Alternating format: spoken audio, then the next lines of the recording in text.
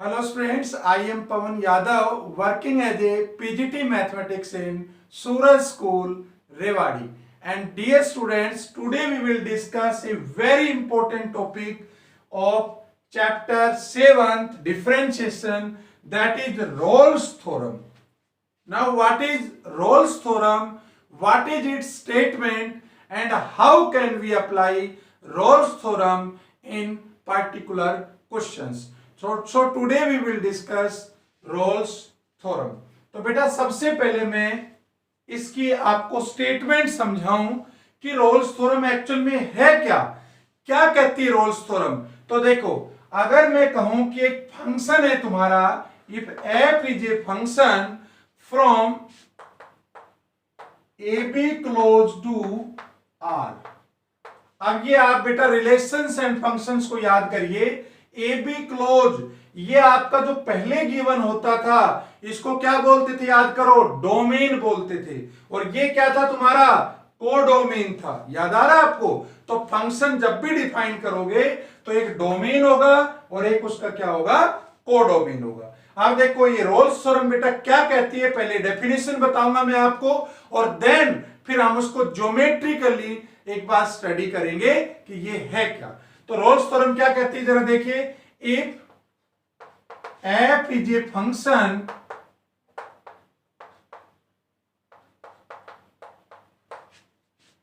Which is,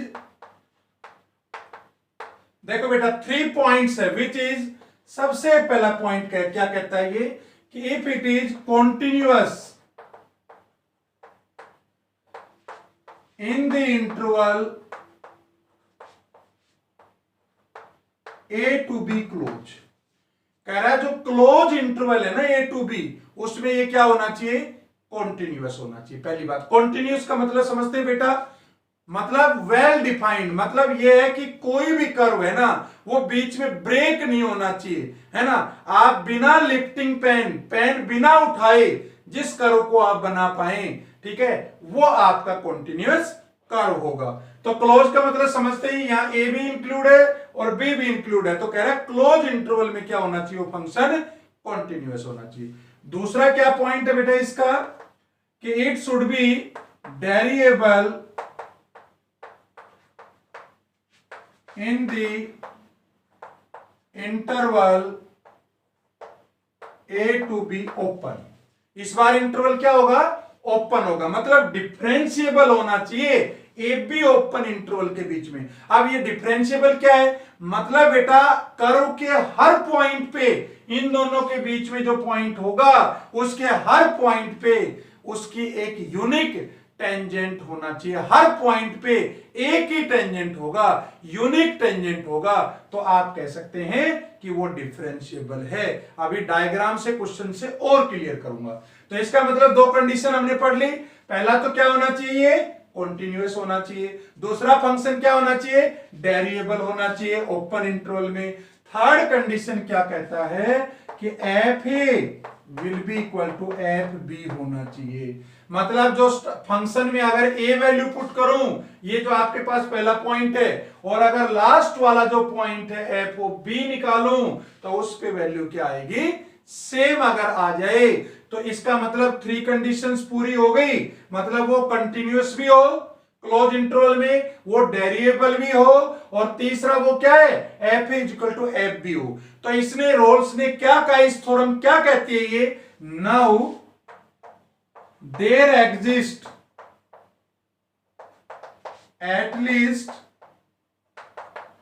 one value of C belongs to a B open such that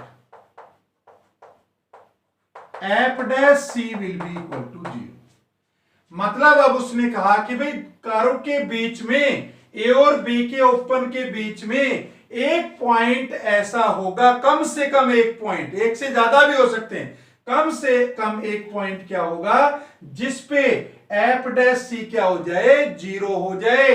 अब ये F dash x क्या होता है, आपका टेंजेंट होता है, स्लोप है एक तरह से टेंजेंट की। तो ये इक्वल टू जीरो का मतलब क्या है, tangent parallel to X axis हो जाए। मतलब एक पॉइंट ऐसा आएगा जहां पे टेंजेंट किसके पैरेलल हो जाएगा, एक्स एक्सिस के पैरेलल हो जाएगा। तो एक बार मैं इसको रिपीट कर दूं, फंक्शन कॉन्टिन्यूअस होना चाहिए क्लोज में, ओपन में डेरिवेबल होना चाहिए, F is equal to F भी होना चाहिए। तो क्या है, now there exist at least one value of C, C क्या है इन दोनों के बीच में, ओपन के बीच में, सच दैट उस पर्टिकुलर जो पॉइंट सी है वहां पे आपका जो एफ डैश सी की वैल्यू क्या आएगी, जीरो आएगी। तो एक्चुअल में इसी चीज को मैं आपको डायग्राम से समझाता हूं कि ये एक्चुअल में रोल्स थ्योरम है क्या।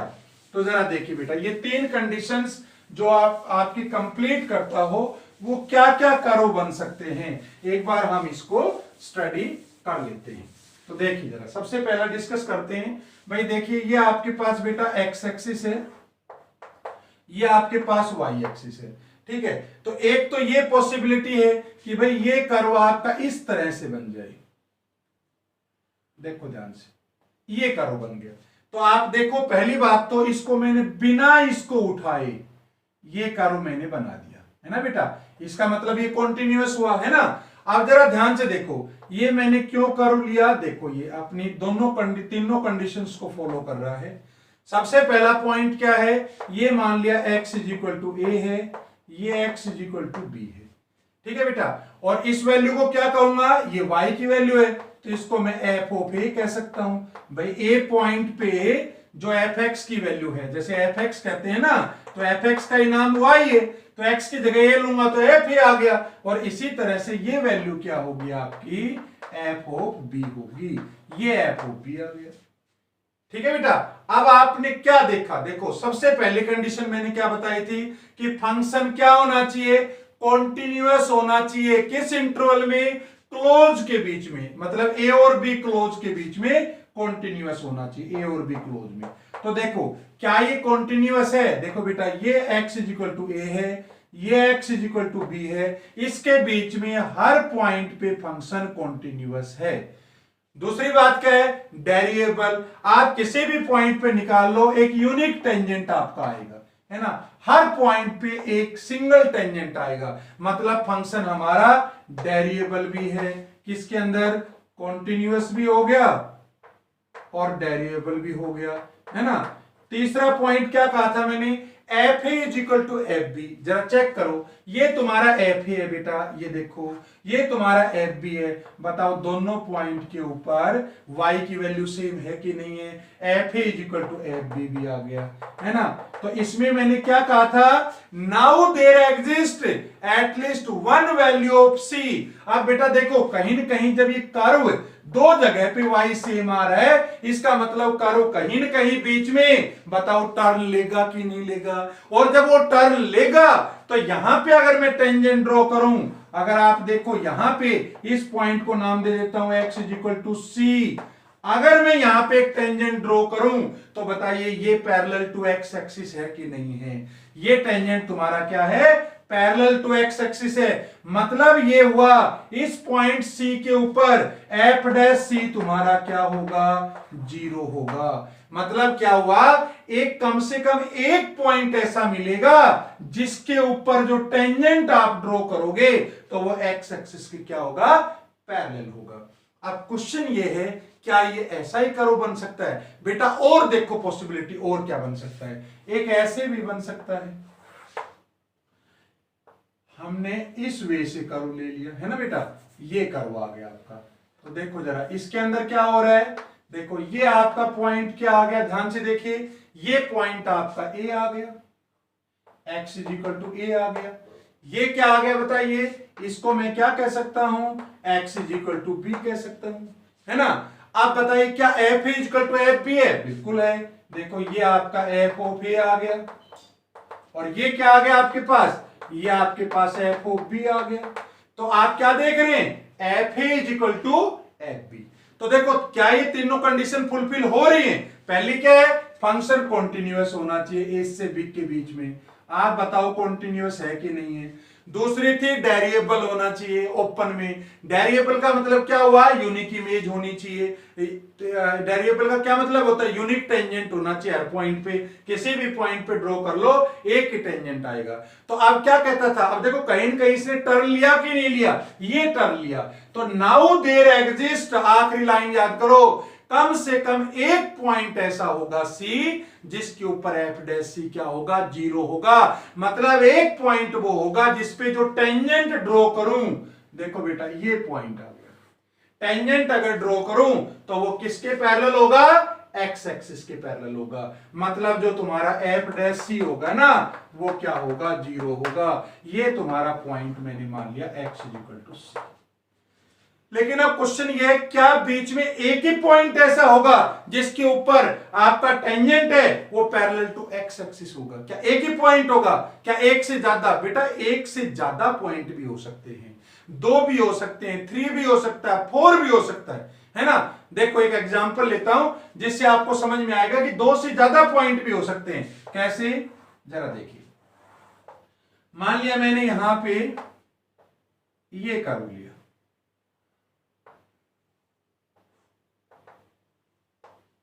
देखो जरा ध्यान से, यहां पे पहली बात तो ये है कि ये जो आपका कर्व है, ये मैंने initial point x is equal to A ले लिया, ये तुम्हारा x एक्सिस है, ये y है, ठीक है। अब आप देखो जरा, ये x is equal to A हो गया, ये तुम्हारा क्या हो गया, x is equal to B हो गया। सिमिलरली ये वैल्यू क्या है जरा बताइए आप, f ऑफ a हो गई, ये वैल्यू क्या है, f ऑफ b हो गई। तो देखो बेटा पहली बात तो ये कॉन्टिन्यूअस है ए से बी के बीच में। कैसे कॉन्टिन्यूअस है, आप इसको ड्रॉ करेंगे ना बेटा तो आपको उठाने की जरूरत ही नहीं है इसको। देखो दूसरी बात, ये डिफरेंशिएबल भी है ओपन में, क्योंकि हर पॉइंट के ऊपर क्या होगा, एक यूनिक आपके पास टेंजेंट होगा। अच्छा तीसरा पॉइंट क्या कहा था, F A is equal to F B भी है। तो अब इसके बाद क्या कहा था, now there exist at least one value of C, कम से कम एक सी। अब यहां पे तो क्या है, एक से ज्यादा है। देखो एक तो ये बन गया जहां पे ये एक्स एक्सिस के पैरेलल है, एक ये पॉइंट बन गया, एक ये पॉइंट है और एक ये पॉइंट है। बताओ है कि नहीं है, कितने पॉइंट आ गए इसके बीच में, आपके पास 4 पॉइंट्स आ गए।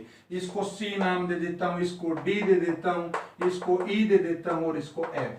तो मुझे बताइए ए और बी के बीच में इस बार 4 पॉइंट ऐसे आ गए, 4 वैल्यूज ऐसे आ गई जिसके ऊपर टेंजेंट जो होगा वो एक्स एक्सिस के क्या होगा, पैरेलल होगा। मतलब एफ डैश सी की जो वैल्यू आएगी, एफ डैश एक्स की जो वैल्यू आएगी उन पॉइंट्स के ऊपर, वो क्या आएगी, जीरो आएगी।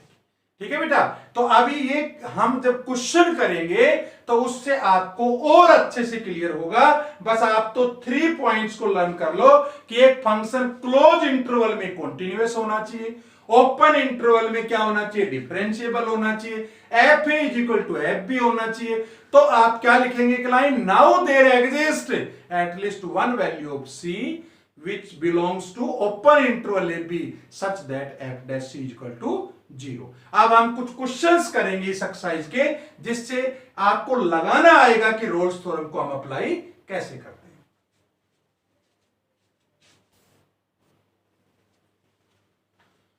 देखो बेटा अब हम एक क्वेश्चन करते हैं रोल्स थ्योरम के ऊपर। आपके पास एग्जाम में आएगा कि वेरीफाई रोल्स थ्योरम और चेक रोल्स थ्योरम। इस क्वेश्चन में अप्लाई करिए, x square minus 4x plus 3 on 1 2 3। 1 2 3 क्या है, क्लोज है।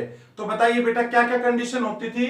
सबसे पहली कंडीशन क्या थी कि फंक्शन क्या होना चाहिए, कॉन्टिन्यूअस होना चाहिए। अब पता है बेटा ये कैसा फंक्शन है, ये तो पॉलिनोमियल फंक्शन है और पॉलिनोमियल फंक्शन क्या होते हैं, कॉन्टिन्यूअस होते हैं। तो आप कह सकते हो given function is polynomial function, so it is continuous in interval 1 2 3। मतलब ये हुआ बेटा जितने भी पॉलिनोमियल फंक्शंस होंगे ये आपके क्या होंगे, कॉन्टिन्यूअस होंगे। और वैसे अगर आप समझो कॉन्टिन्यूटी का क्या मतलब है, आप इस क्लोज इंटरवल के बीच में कोई भी पॉइंट इसमें रखोगे, कोई भी वैल्यू इसमें रखोगे तो एक फिक्स वैल्यू आएगी, एक वेल डिफाइंड वैल्यू आएगी, तो मैं कहूंगा कि ये फंक्शन क्या है, कॉन्टिन्यूअस है, कहीं ब्रेकेज नहीं आएगा। आप कोई भी वैल्यू पुट करोगे तो आपको आंसर मिलेगा ही मिलेगा। दूसरा क्वेश्चन क्या कह रहे हैं, it is F X is variable in interval 1 2 3 open. अब जब बेटा आप एफ डैश एक्स देखोगे तो इसका 2x माइनस 4 आएगा, तो 2x माइनस 4 के ऊपर आप इसके ओपन के बीच में कोई भी वैल्यू रखोगे, मतलब 1 और 3 तो रख नहीं सकते, बीच की कुछ भी रखोगे तो उसकी यूनिक ही आपके पास टेंजेंट आएगा। मतलब जब एफ डैश एक्स को आप सोल्व करोगे ना, F dash X is equal to 2x minus 4, तो इसके बीच में कोई भी वैल्यू पुट कर लो, जैसे 2 रखी मैंने, 2 रखी तो क्या आएगा, F dash 2 is equal to 4 minus 4 0।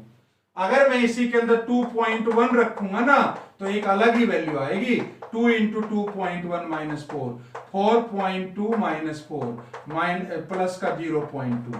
बताइए अलग आ रही। जब आप अलग और कोई वैल्यू रखोगे, जैसे 2 पॉइंट हमने यहाँ पे 1 रखा, अगली बार आप 2.2 रखोगे तो कोई अलग वैल्यू आएगी नेक्स्ट।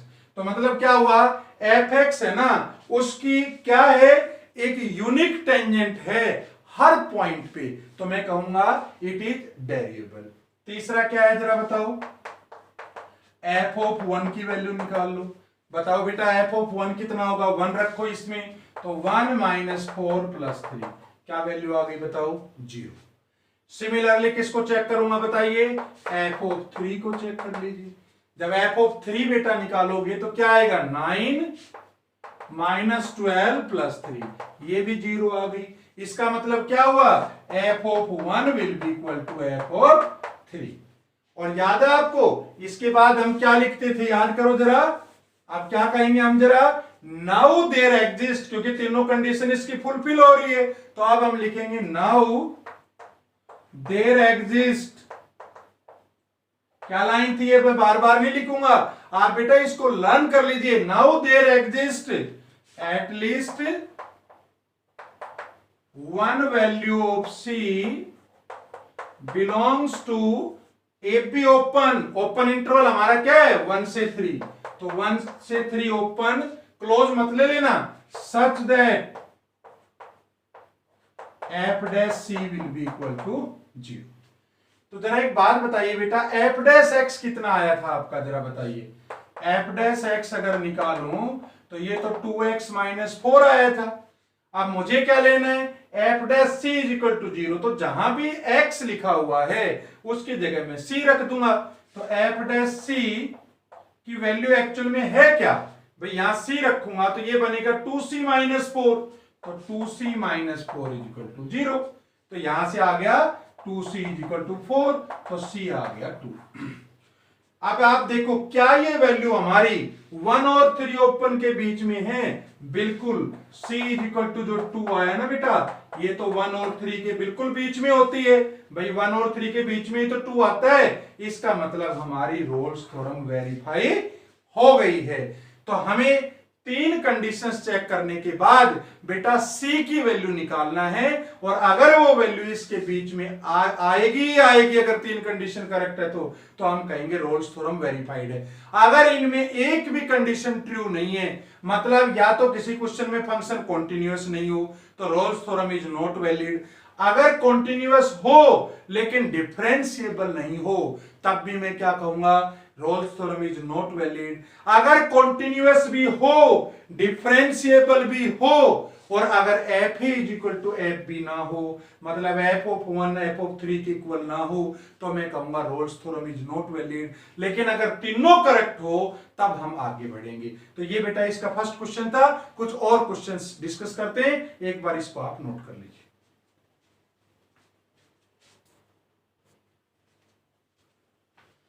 देखिए बेटा, अब हम नेक्स्ट 2 क्वेश्चंस डिस्कस करते हैं और हमें वही रोल्स थ्योरम को चेक करना है। तो सबसे पहला क्वेश्चन देखिए, ये तुम्हारा फंक्शन गिवन है और हमारे से 0 से 2 के बीच में चेक करवा रहा है कि ये रोल्स थ्योरम वैलिड है कि नहीं है। तो सबसे पहले बताइए हम क्या चेक करेंगे, सबसे पहले हम कॉन्टिन्यूटी चेक करेंगे कि क्लोज इंटरवल में ये कॉन्टिन्यूअस है कि नहीं है। तो देखो बेटा 0 से 2 के बीच में मुझे चेक करना है क्लोज में। तो एक बात बताइए जरा देख के, क्या आपको लग रहा है कॉन्टिन्यूअस है? देखो अब एक प्रॉब्लम आ गई है, इसने एक डिनोमिनेटर का फंक्शन और दे दिया। डिनोमिनेटर में क्या दे दिया?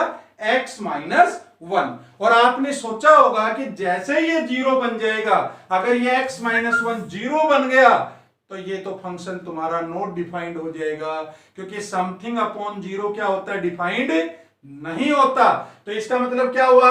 ये 0 कब बनेगा जरा सोचिए, x minus 1 is equal to 0, मतलब x इज इक्वल टू 1 के ऊपर।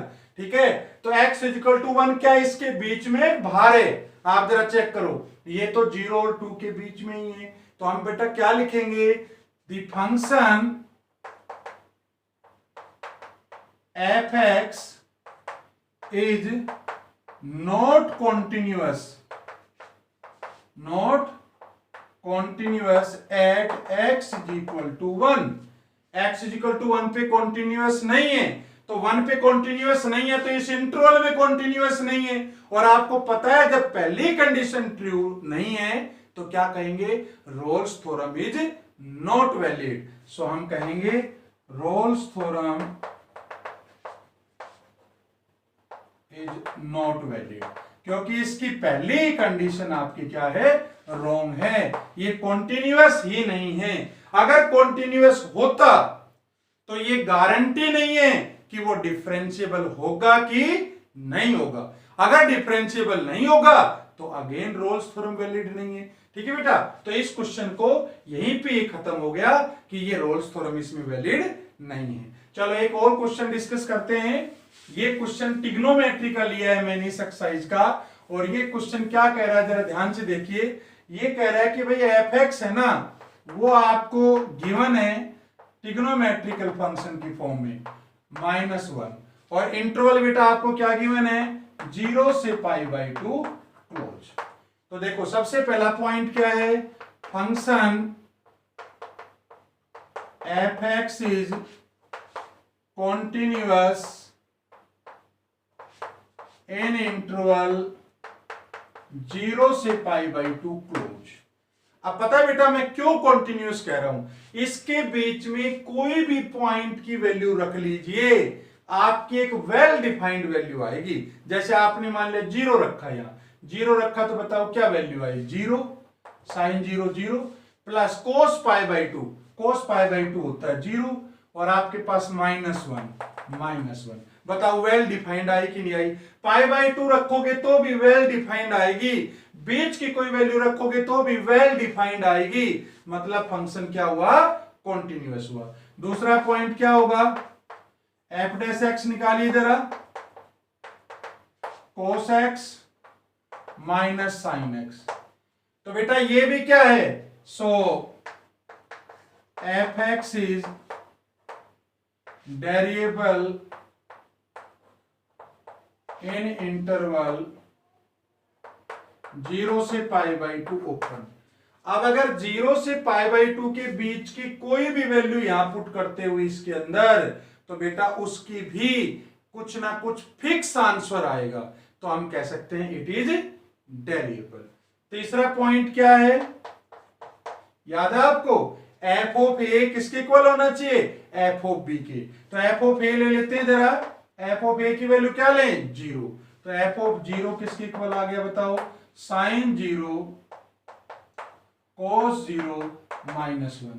sin 0 0 cos 0 1 1 -1 कितना आ गया? 0। उसके बाद क्या करें? f(0) के बाद क्या निकालें? π/2। तो बेटा f(π/2) की वैल्यू कितनी आ गई? sin π/2 प्लस cos π/2 -1, और ये वैल्यू तो 1 होती है, ये 0 -1, तो 1 -1 क्या हो गया? 0 हो गया। ठीक है बेटा, तीनों के तीनों कंडीशन हमारी ट्रू है। तो अब हम क्या लिखेंगे? Now there exist at least one value of c belongs to A B, याद है वो, एक बार चलो फिर लिख देता हूं, इसके बाद फिर आप खुद लिखना। Now there exist at least one value of C belongs to 0 से π/2 open such that F dash C will be equal to 0।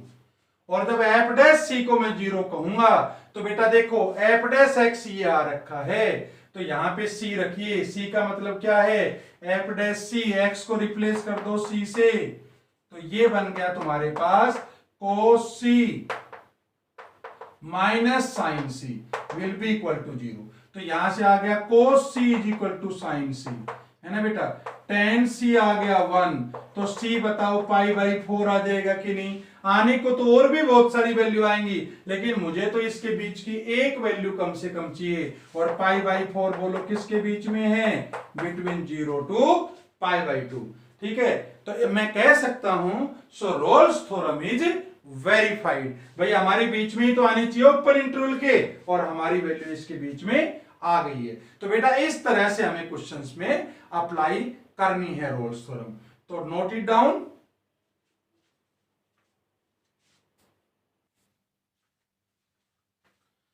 देखिए बेटा, अब मैंने एक ऐसा क्वेश्चन लिया है जिस क्वेश्चन के अंदर आपकी रोल्स थ्योरम है ना वो एप्लीकेबल नहीं है, मतलब वो 3 कंडीशंस हैं, उनमें कोई ना कोई कंडीशन आपकी नहीं लग रही है। तो कंटिन्यूटी वाली कंडीशन का तो एक क्वेश्चन मैं ले चुका हूं, अब इसमें जो मैंने क्वेश्चन का कलेक्शन लिया है उसमें बाकी 2 कंडीशंस के ऊपर लिया है। तो जरा देखो ध्यान से, सबसे पहले इस फर्स्ट क्वेश्चन को करते हैं, ये आपका पहला पार्ट है, ये सेकंड क्वेश्चन है इसका, और ये आपका थर्ड क्वेश्चन है। चलो सबसे पहले क्वेश्चन को ध्यान से देखो बेटा, F X is equal to X cube है ना, और हमें चेक करना है इसको किसके ऊपर, ये -1 से 1 है आपका, एक्चुअल में -1 से 1 के बीच में फंक्शन डिफाइंड है, और हमें रोल्स थ्योरम चेक करनी है कि एप्लीकेबल है कि नहीं है। तो चलो स्टार्ट करते हैं। सबसे पहली बात, F X is equal to X cube है, तो पहली condition F X is continuous in -1 to 1 interval. बताओ बेटा होगा कि नहीं होगा। -1 से 1 के बीच में आप कुछ भी पुट कर लो, इसके अंदर वेल डिफाइंड वैल्यू आएगी। दूसरी बात, वैसे भी ये पॉलिनोमियल फंक्शन है। दूसरी बात, अब एफ डैश एक्स कितना है बेटा, 3x²। ठीक है, तो 3x² की वैल्यू ओपन इंटरवल लूंगा तो हर किसी में इसकी वैल्यू यूनिक आएगी। तो इसका मतलब क्या हुआ, F dash equal to 3x² means F X is variable in interval -1 to 1। मतलब -1 से 1 के बीच में इसमें आप रखोगे तो आपकी फिक्स वैल्यू आएगी। ठीक है बेटा, तीसरा कंडीशन चेक करते हैं, एफ ऑफ -1। एफ ऑफ -1 की वैल्यू कितनी आई, -1 का क्यूब, मतलब -1 आ गई। अच्छा, उसके बाद एफ ऑफ 1 कितना आया बेटा, 1 का क्यूब, मतलब 1। आप क्या देख रहे हैं बेटा, F of -1 is not equal to F of 1। इसका मतलब इसकी थर्ड कंडीशन आपकी ट्रू नहीं है, तो हम क्या कहेंगे, so Rolle's theorem is not applicable. तो ये आप लिख देंगे, so Rolle's theorem is not applicable. ठीक है बेटा, ये इस क्वेश्चन का क्या है, आंसर हो गया। चलो इसको सेकंड पार्ट देखिए जरा ध्यान से। इसी का सेकंड पार्ट जो हमने लिया है, क्या इसमें रोल्स थ्योरम आपकी लग सकती है बेटा, जरा आप चेक करिए। तो ये पार्ट क्या कहता है, ये कह रहा है F X is equal to X cube है। एफ एक्स आपको क्या दे रखा है, एक्स क्यूब, एक्स की पावर 2/3। तो देखो ये कॉन्टिन्यूअस तो होगा, कैसे, कॉन्टिन्यूअस इन इंटरवल -1 to 1। -1 से 1 के बीच में कुछ भी वैल्यू रखिए, इसकी एक वेल डिफाइंड वैल्यू आएगी। अब जरा एक बार दूसरे में एफ डैश एक्स भी चेक कर लें। एफ डैश एक्स कितना हुआ बेटा 2/3 एक्स की पावर 2/3 -1, तो ये आ गया 2/3 एक्स की पावर -1/3, और इसको ये भी कह सकता हूं मैं एक्स की पावर 1/3 नीचे आएगा तो बोलो प्लस का होगा, ये आ गया तुम्हारे पास एफ डैश एक्स। अच्छा अब ये क्या होना चाहिए, इसके -1 से 1 के ओपन इंटरवल में इसकी फिक्स वैल्यू आनी चाहिए, लेकिन इसके बीच में तो बेटा 0 भी आता है। अब अगर मैं 0 रख दूं यहां पे तो ये वैल्यू तो नीचे 0 बन जाएगी, मतलब ये नॉट डिफाइंड बन जाएगा। तो मैं क्या कह सकता हूं, so it is not differentiable, not derivable at x is equal to 0। x is equal to 0 पे डेरिवेबल नहीं है, इसका मतलब सेकेंड कंडीशन ट्रू नहीं है, मतलब रोल्स थ्योरम इस पे एप्लीकेबल नहीं है। ठीक है बेटा, तो ऐसे आपको जरूरी नहीं है कि सभी क्वेश्चंस में ही रोल्स थ्योरम आपकी लग जाए। चलो बात करते हैं तीसरे क्वेश्चन की। तीसरा क्वेश्चन क्या कह रहा है, x -1 का मॉडुलस। अब आपको पता है मॉडुलस का जो फंक्शन होता है उसको सबसे पहले तो आपको बनाना आना चाहिए। कैसे बनाएंगे बेटा, x -1 को आप 0 ले लें, ठीक है, तो x की वैल्यू कितनी आ गई 1 आ गई, तो देखो ये 1 है, ये माइनस इंफिनिटिव है, ये इंफिनिटिव है। पहली कंडीशन क्या बन गई, x लेस देन 1, तो लेस देन 1 कोई भी वैल्यू लेके देखो आप, लेस देन 1 मान लिया मैंने 0 ले ली, तो 0 -1 बटा -1 आई, तो -1 किससे मल्टीप्लाई होगा, माइनस से। भाई -1 का मॉडुलस आप क्या लिखते हो, 1 लिखते हो, है ना। कैसे आया 1, -1 को आपने एक और से मल्टीप्लाई किया माइनस से, ठीक है। तो जैसे आप लेस देन 1 रख रहे हो, 1 से कुछ भी कम रखोगे, 0.9 भी लोगे तो नेगेटिव आएगी, तो नेगेटिव आएगी ना बेटा, तो आपको इसको माइनस के साथ ही बाहर लेना है, तो मैंने माइनस के साथ बाहर ले लिया। और दूसरा क्या बच गया, when x is greater than equal to 1, है ना, तो ये इंफिनिटी तक जाएगा। तो क्या कहूंगा मैं, 1 से ग्रेटर कोई वैल्यू लो आप, 1 से ग्रेटर वैल्यू लेंगे तो आप 1.1 ले लो, 1.1 लिया -1 तो 0.1 आया, वो तो पॉजिटिव आया, पॉजिटिव आया तो इसका मतलब एज इट इज बाहर आएगा। जैसे आपने देखा होगा 4 का मॉडुलस 4, 3 का मॉडुलस 3, ठीक है। तो अब मैं इसको डिजाइन कर रहा हूं, F of X will be equal to, क्या बन गया जरा बताओ, ये बन गया 1 - x,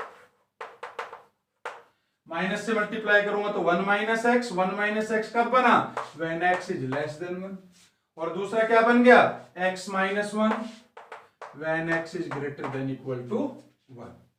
ठीक है बेटा, अब अगर आप देखें ध्यान से तो ये फंक्शन कॉन्टिन्यूअस तो है।